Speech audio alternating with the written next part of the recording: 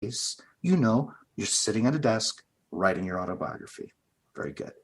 Now, as you write, you become aware of the thought of someone who loves you. And you can begin to think more clearly about that person you know loves you. Now take your time. Notice that person.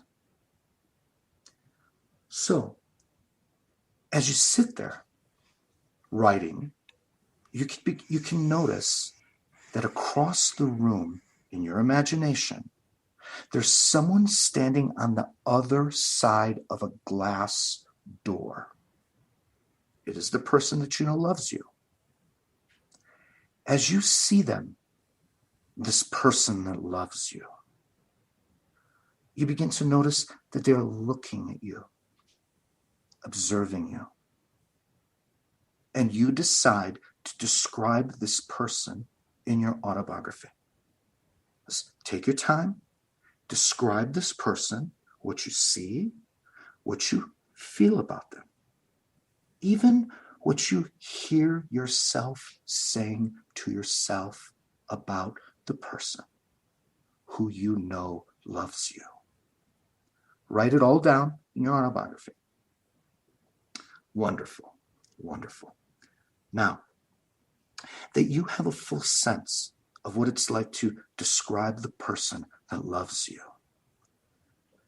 gently allow yourself to leave your body at the desk and float your awareness across the room, through the glass door, and notice what it's like to stand next to the person who loves you. Now, take your time to look through the glass door and observe yourself writing your autobiography. Just stand there and notice what you look like from the perspective of standing behind the glass door. And just notice how much you currently appreciate yourself. Notice your actual feelings about yourself as you look at yourself through the glass door. And now, gently, tenderly, allow yourself to enter into the body of the person who loves you. Look through that person's eyes at yourself as you write your autobiography. That's right. See yourself through the eyes of someone who loves you. Take your time and really look. Yes, that's right. See yourself through the eyes of love. Notice what you look like over there writing your autobiography. Notice how you move. Notice how you breathe. Let's take your time to fully notice and appreciate the qualities and the specialnesses about yourself that you're aware of perhaps for the first time as you see yourself through the eyes of love. And since you're in the body of someone who loves you, notice the thoughts you hear being spoken about you. Notice the tone of voice of the positive, appreciative thoughts you hear as you experience yourself over there, writing at your desk. From here, from the perspective of someone who you know loves you. Now, gently, tenderly, allow your awareness to leave the body of the person who you know loves you and float back through the glass door, across the room, and back into your body at the desk writing your autobiography. And take your time now to write into your autobiography that you just got through seeing yourself through the eyes of love, the eyes of appreciation, the eyes of compassion, eyes of mercy.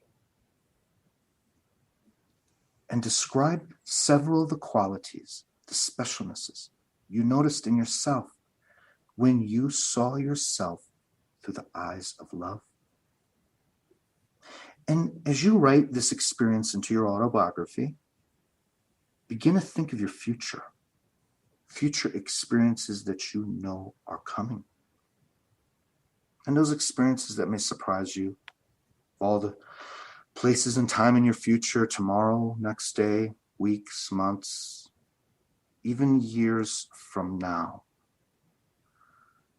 when you'll be able to access this precious experience of seeing yourself through the eyes of love so easily.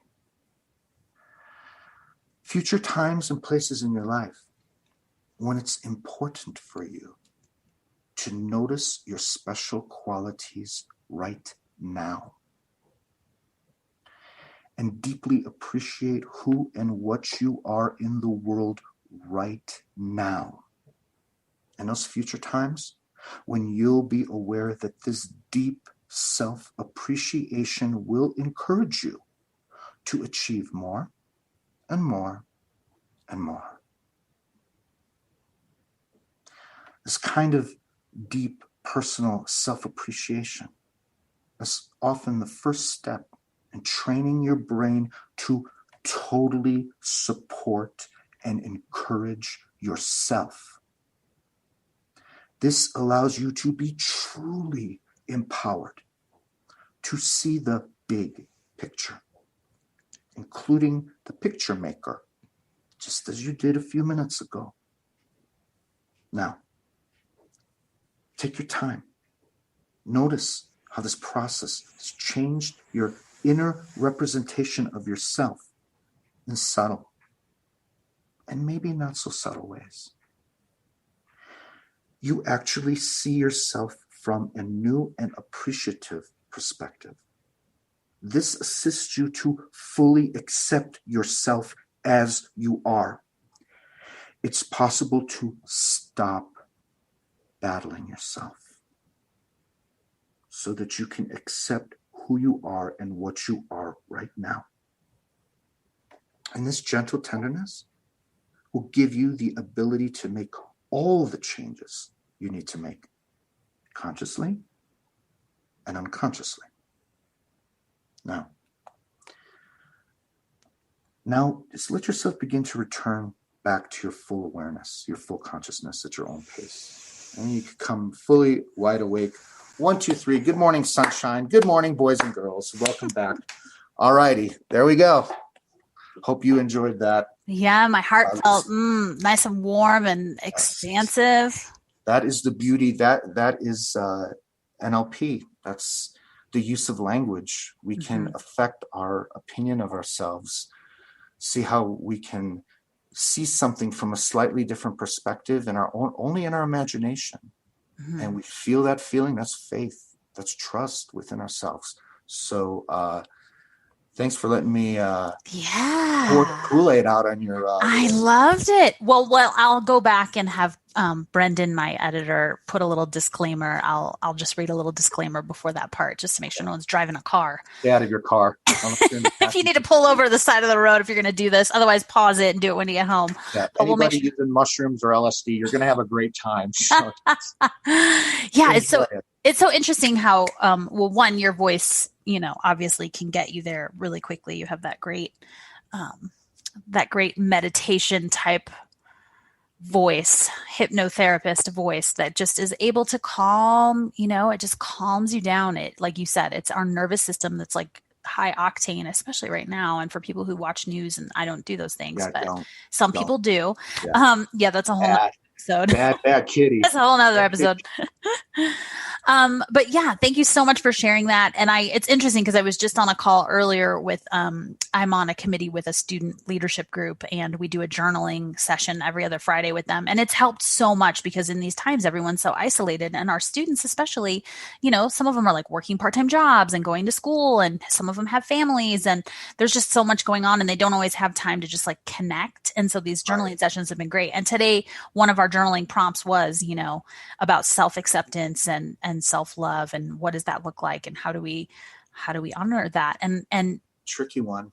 A lot of people, it is around, well, would you talk to yourself the way you would talk to your best friend, or would you talk to yourself the way that you talk, would you talk to your children the way that you talk, that your internal dialogue is going? And so sometimes it is helpful, right, to just imagine another person, because they would never, someone you love would not talk to you the way that our inner dialogue often is. And that's the beauty of this, is that you never thought of doing that for a moment. Hey, what's his face think of me? Mm-hmm. And, or what's her face, or whatever. Oh, she thinks I'm very helpful. She thinks I'm a good person. Not to justify our existence, but to not be so, like you were saying, hey, don't talk to my friend like that. Yeah, well, and also that we don't always see someone else sees oftentimes. I mean, even just launching this podcast, there's been people that have shown up and said things, and I'm like, I didn't know. I didn't know that your perception was that way. Or so it's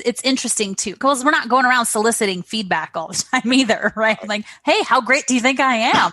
Exactly. On a scale of 1 to 10, what are you seeing right now? Just hit me at 8, 9, 10. Exactly. Right. What will it take to get that to a 10? How do we get that to a 10? Right. Yeah. What do we need to do? Jerry, thank you so much. This has been so much fun. I love that you were willing to come on. I'll also probably ask, because I know we talked about a lot of resources, books, links, all those things. So maybe I'll have you send me a couple of the ones that I wrote down a handful of them, but we'll double check afterwards. Yeah. I'll link it all in the show notes.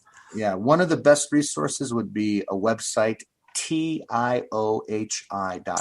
Oh, and what is that website? The Institute of Human Imagination, tiohi.com. Yes, that is Jerry's website. That will get you some good information, and exactly. And if you feel a hankering to dial that number and that call to action, that's right into the top of the page. There's a call to action. Yes. Have your call to action. I'm a testimonial. So if this whole episode wasn't enough to encourage you to explore hypnotherapy in and of itself, but if you want to work with Jerry, and you do phone sessions, right? People don't have to live here in Prescott. Absolutely. The first interaction is always on the phone. It has to be a right connection. This isn't for everybody. This is for people who are like, I know that I'm responsible for this in some way. Just let's take care of it. Okay, cool. It's going to be enjoyable. It's not going to be painful. Let's get into it. I love it. Thank you, Cami. Thank you so much. I'll link all the deets up in the show notes. And I know, Jerry, I'll be talking to you real soon. Absolutely. Thank you. I really feel honored. You've come a long way, baby, is what Edward or Andy or whatever the face Bernays would say. Bernays, right? Come a long way. Yes. I know. I love that you've been along with me on this journey. So it's been so great. It's been enjoyable. Thank you very much. Thank you. Woo! Are you feeling the love? What a jam-packed and juicy episode. I'm beyond grateful to my friend Jerry Zaryczny for bringing his hypno-linguistic magic and wizardry to the podcast today. I hope you were inspired by Jerry's story, knowledge, and insights, and that you're courageous enough to really dive deep into the exercise he shared at the end, looking through the eyes of love. If you want to learn more about hypnotherapy or are curious to work with Jerry, please find him at his online home base, the Institute of Human Imagination, or tiohi.com. Thank you so much for sharing your time and space with me today and for tuning in. If you enjoyed this episode of the Cosmix Innerspace podcast, please leave a review on Apple Podcasts or share this episode with a friend. I'd love to stay connected with you. On Instagram, you can find me at KamiK.com. That's KamiK.com, where I share a lot more Cosmix goodness on Insta stories. And I'm at KamiK.com on Facebook. And of course, we can always stay connected via the Cosmix Innerspace Mothership over on the blog at KamiK.com. Okay, until next time, friend, I'm sending you stardust and so much love.